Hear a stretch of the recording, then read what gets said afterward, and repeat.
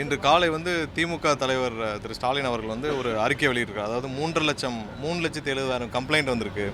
அந்த கம்ப்ளைண்ட்டு வந்து நிறைய பேருக்கு பில்லு வந்து அதிகமாக வந்திருக்கு. 3,70,000 கம்ப்ளைண்ட் வந்திருக்கு. அதன் அடிப்படையில் நடவடிக்கை எடுத்துருக்கோம். ஒரு தவறான வாட்ஸ்அப்பில் வந்த ஏதோ தகவலை நம்பி அவர் சொல்லியிருக்கிறாரு.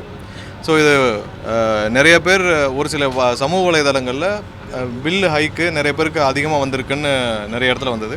அதன் அடிப்படையில் ரொட்டீன் செக்கப் தான் இப்போ நடந்துகிட்ருக்கு.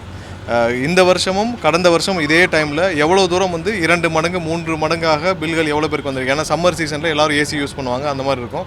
2 மடங்கு 3 மடங்கு எவ்வளோ பில்லு வந்திருக்குன்னு சொல்லி ஒரு அசஸ்மெண்ட் பண்ணதில் கடந்த வருஷம் வந்து 11,50,000 பேருக்கு வந்து 3 மடங்குக்கு மேலே பில்லு வந்திருக்கு கடந்த வருடம். இந்த வருடம் வந்து 9,60,000 பேர்கிட்ட தான் அந்த மாதிரியான ஹைப் வந்திருக்கு.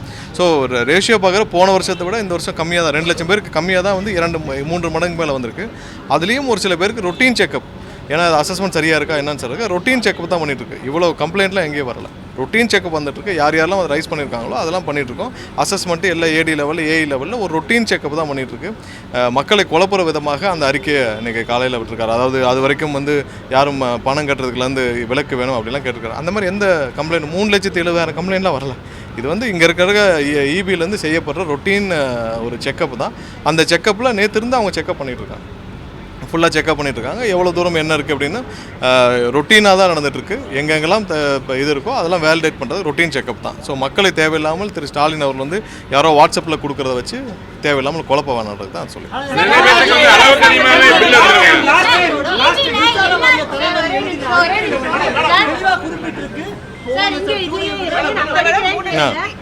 இல்லை சொல்கிறேன். இல்லை என்னன்னா என்னன்னா நான் சொல்கிறேன் உங்களுக்கு மொத்தம் எடுத்ததில் போன வருஷம் 11,50,000 பேருக்கு வந்து 11,50,000 இல்லை நான் விளக்க சொல்கிறேன். 11,50,000 பேருக்கான இது வந்து 2 மடங்கு 3 மடங்கு பில்லு வந்திருக்கு. இந்த வருஷம் 9,60,000 பேருக்கு வந்து 2 மடங்கு 3 மடங்கு மேலே பில்லு வந்திருக்கு. ஸோ அதில் ஒரு சில பேர்களுக்கு எடுத்து நம்ம ரொட்டீன் செக்கப் தான் பண்ணிகிட்டு இருக்கோமா தவிர்த்து ரொட்டீன் செக்கப்புக்கான உள்ளே அறிக்கை, அந்த ரொட்டீன் செக்கப்புக்கு பண்ண அறிக்கை தான். இதில் எந்த கம்ப்ளைண்ட்டும் வரல. 3,70,000 பேர் கம்ப்ளைண்ட்லாம் பண்ணலை. நம்ம வந்து இல்லை இல்லை நாங்கள் தான் சொல்கிறோமே. இல்லை நான் தான் அதுக்கு சொல்கிறேன் விளக்கம் என்னென்ன இருங்க. 3.7 lakhs மட்டும் இல்லை, நான் சொல்கிறேன் கேளுங்க. 3.7 lakhs 70 lakhs மட்டும் இல்லை, 9 lakhs இருங்க. அதான் சொல்கிறேன் 9 லட்சத்து இல்லை 9 லட்சத்து சொல்கிறேன் கேளுங்க. 9,50,000 பேருக்கு வந்து இது மாதிரியான 3 மடங்கு வந்திருக்கு. அது போன வருஷத்தை விட 2 லட்சம் கம்மி. அதில் 3,70,000 பேருக்கு நம்ம வந்து இப்போ ரொட்டீன் செக்கப் நம்ம பண்ணிட்டு இருக்கோம். ரொட்டீன் செக்கப் பண்ணிட்டு இல்லை ரொட்டீன் செக்கப் பண்ணிட்டு இருக்கோம். இப்போ இன்னொரு ஒரு வாரத்தில் இந்த ஹைப்பில் எல்லாத்துக்குமே வந்து ஒரு ரொட்டீன் செக்கப்பில் எல்லாருக்கும் திரும்ப அசஸ்மெண்ட் பண்ணி நம்ம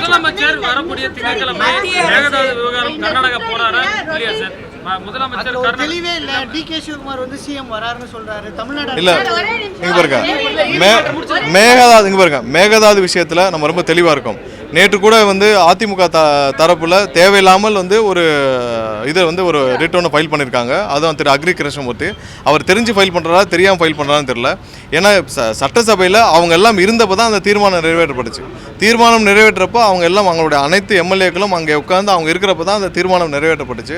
தேவையில்லாமல் மக்களை குழப்பும் விதமாக தமிழக மக்களுக்கு எதிராக ஒரு இதை வந்து அவங்க ஃபைல் பண்ணியிருக்காங்க உயர்நீதிமன்றத்தில். இன்டர்ஸ்டேட் இஷ்யூவில் எப்படி இவங்க உயர்நீதிமன்றத்தில் ஃபைல் பண்ண முடியும்னு தெரியல. அதுவும் இதில் சட்டசபையில் நிறைவேற்றப்பட்ட ஒரு தீர்மானத்திற்கு அவங்களும் சேர்ந்து ஒருமனதாக நிறைவேற்றப்பட்ட ஒரு தீர்மானத்திற்கு இப்போ போயிட்டு இவ்வளவு நாள் கழித்து போய் உயர்நீதிமன்றத்தில் வழக்கு தொடுத்திருக்காங்க. அது என்ன இன்ட்ரெஸ்ட்னு தெரியல. தமிழக மக்களுக்கு எதிராக பண்ணணும்னு நினச்சி அதிமுகலேருந்து பண்ணுறாங்களான்னு என்னன்னு தெரியல. இந்த விவகாரத்தில் கண்டிப்பாக முதல்வர் வந்து அனைத்து தரப்புகள் மக்களையும் ஆலோசிச்சுட்டு வராங்க. கண்டிப்பாக விரைவில் வந்து இதற்கான முடிவுகள் என்னென்ன, லீகல் ஸ்டாண்டில் என்ன பண்ண போகிறோம், மற்ற விஷயங்கள் என்ன பண்ணுவோம்னு தெரியும். இது 2 மாநில பிரச்சனைக்கு நம்ம வந்து உச்சநீதிமன்றம் மூலமாக தீர்வு. ஏற்கனவே நமக்கு வந்து ட்ரிபுனல் நமக்கு இருந்தது. அதில் பழைய தீர்ப்போடு அது வந்து ட்ரிபுனல் கான்ஸ்டியூஷன் இல்லை. திரும்ப ட்ரிபுனல் இருந்தால் ஒரு தீர்வு கிடைக்கும். நமக்கு உச்சநீதிமன்றத்தை அணுக முடியும். ஒன்றிய அரசு தான் இதுக்கு தீர்வு கொடுக்க முடியும். அது இல்லாமல் மற்றபடி நம்ம சுமூகமாக என்ன பண்ணலாம் சொல்லி அனைத்து தரப்பு விஷயத்தையும் முதல்வர் ஆலோசித்து வர்றார். என்ன முடிவில் எடுக்கப்படும் விரைவாக எடுக்கப்படும். இல்லை அது சம்மந்தமாக முதல்வர் வந்து இதற்கு முன்னால் என்னென்ன முயற்சிகள் எடுக்கப்பட்டது, என்னென்ன முயற்சிகளில் சுமூகமான உறவுகள் முடிவுகள் எடுக்கப்பட்டது, இது எல்லாத்தையும் ஆராய்ந்து விரைவாக முதல்வர் வந்து இதுக்கான என்ன முடிவுகளும் அறிவிப்பார்.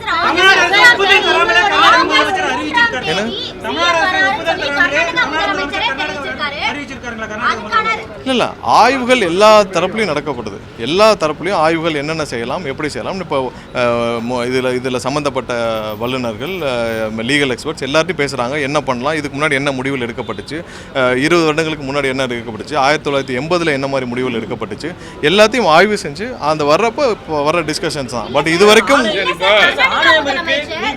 காவிரி மேலாண்மை வந்து தண்ணி திறந்து சொல்லி திறந்து வர்றாங்களா இல்லையா? இல்ல ஆணையத்திலிருந்து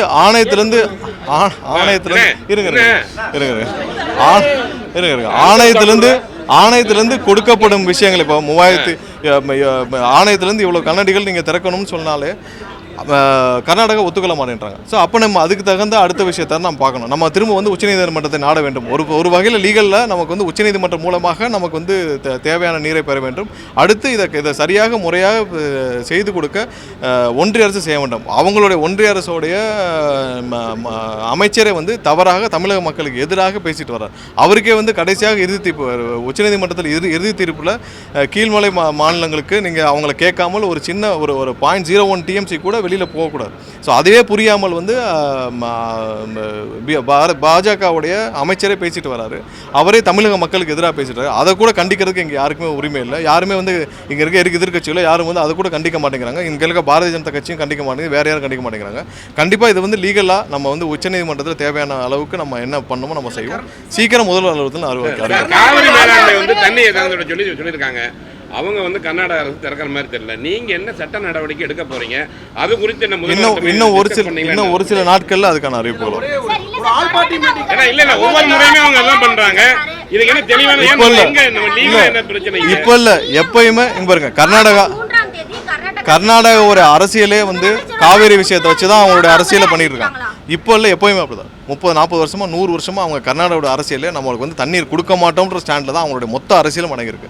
இது அரசியலாக பார்க்காமல் தமிழக விவசாயிகளும் பார்க்க வேண்டியதான் நம்மளுடைய எண்ணம். அதில் லீகலில் நம்ம சுப்ரீம் கோர்ட் மூலமாக நம்ம தீர்ப்பு வாங்க, இது நம்ம சரியான முறையில் நம்ம முறையிட்டு தேவையான தீர்ப்புகளை பண்ணணும்.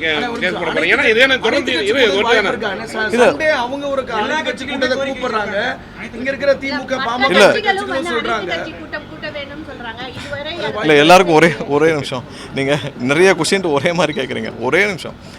இதில் இன்னும் வந்து ஒரு சில முடிவுகள் எடுக்கப்பட வேண்டியிருக்குது. முதல்வர் தரப்புலேருந்து இன்னும் ஒரு வாரத்துக்குள்ளே தேவையான முடிவுகள் அனௌன்ஸ் பண்ணப்படும். இதில் என்னென்ன ஆப்ஷன் இருக்குன்னு நீங்கள் எல்லாம் புரிஞ்சுக்கணும். ஒன்று நம்ம சுப்ரீம் கோர்ட் மூலியமாக, அடுத்து நம்ம வந்து ட்ரிபுனலில் நம்ம கொண்டு வரது மூலியமாக அடுத்த ஆப்ஷன், இன்னொன்று இன்டர்ஸ்டேட்டில் நம்ம எப்படி பேசி வாங்குறோம்.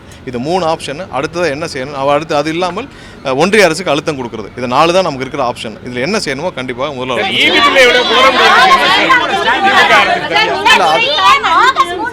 இல்லை அது மாதிரியான எந்த முடிவும் இது வரைக்கும் அது மாதிரி எந்த முடிவும் இது ஒன்றும் இல்லை. இல்லை ஒரே நிமிஷம் இபி பில் விஷயமாக ரீஅசஸ்மெண்ட்டு முழுமையாக நடந்துட்டு வருது. ஒவ்வொரு நாளும் இப்போ நம்ம சொன்ன அந்த 3,70,000 வந்து நம்மளாக எடுத்து தான் நம்ம ரீஅசஸ் பண்ணிட்டு இருக்கோம். இபியை வந்து மின்சார வாரியமாக நம்மளாவே எடுத்து தான் அந்த அசஸ்மெண்ட் பண்ணிட்டு இருக்கோம். விரைவாக இது முடிஞ்ச பிறகு ஒவ்வொரு நாளும் எவ்வளவு தூரம் அவர் சொன்ன விஷயம் அவர் சொன்ன விஷயம் இருங்க நான் சொல்றேன் இல்லை நான் இதை முடிச்சுக்கலாம். அதாவது என்னன்னா இவர் எதிர்கட்சி தலைவர் திரு ஸ்டாலின் அவர்கள் சொன்னது என்னன்னா 3,70,000 கம்ப்ளைண்ட் வந்திருக்கிறார். அவ்வளோ கம்ப்ளைண்ட் வரல, நம்மளாம் தான் அசஸ்மெண்ட் பண்ணிட்டு இருக்கோம். அசஸ்மெண்ட் பண்ணி முடிச்ச பிறகு கண்டிப்பாக அது ஒவ்வொரு நாளும் அதுக்கான எவ்வளோ நம்ம பண்ணியிருக்கோம், எவ்வளோ எரர் இருக்குன்னு நம்ம வந்து வெளியிட போகிறோம்.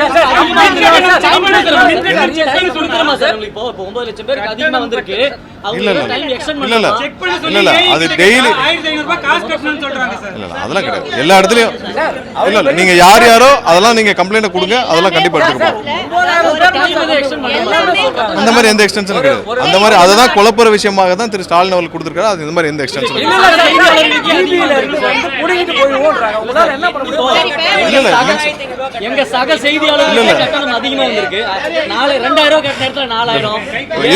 இருங்க ஒரே செகண்ட் இருங்க. நான் திரும்ப தெளிவாக சொல்லிக்கிறேன். நீங்கள் எல்லாருக்கும் வந்து கொஞ்சம் புரியுற மாதிரி சொல்லிக்கிறேன். போன வருஷம் இதே மாதிரியான 3 மடங்கு மேலே இருக்க கட்டணம் வந்து இதே மாதிரி சம்மரில் 11,50,000 பேருக்கு மேலே வந்திருக்கு. இந்த வருடம் வந்து 9,60,000 பேர்கிட்ட வந்திருக்கு. இதை நம்மளா வந்து இன்றைக்கி 3,70,000 பேருக்கு ரீஅசஸ்மெண்ட் கம்ப்ளீட்டாக பண்ணிகிட்டு இருக்கோம். நேற்று இருந்து ஆரம்பிச்சிருக்காங்க, ஒவ்வொரு இடத்துலையும் பண்ணிட்டு இருக்காங்க. எங்கெங்கெல்லாம் வேரியேஷன்ஸ் இருக்கோ ரீஅசஸ்மெண்ட் நேராக போய் ஏடி லெவலில் ஏஇ லெவலில் கொஞ்சம் நான் சொன்னால் முடிச்சுக்கிட்டேன்.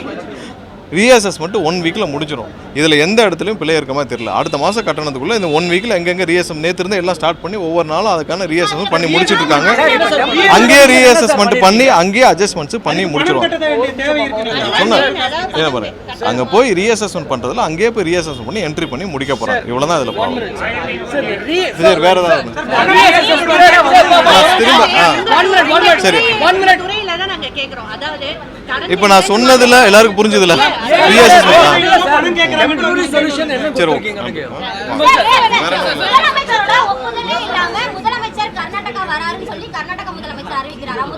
இல்லை முதலமைச்சருடைய டிராவல் சம்மந்தமாக ஏதாவது ஒரு திட்டமிட்ட ஏதாவது டிராவல் இருந்துச்சுன்னா கண்டிப்பாக முதல் அலுவலகத்திலிருந்து அதுக்கு சம்மந்தமாக கண்டிப்பாக அறிவிப்பாங்க. இதுவரை இல்லை அது மாதிரி ஏதாவது டிராவல் இருந்துச்சா, டிராவல் இருந்தால் விரைவாக அது மாதிரி ஏதாவது டிராவல் இருந்தால் விரைவாக அறிவிக்கப்படும்.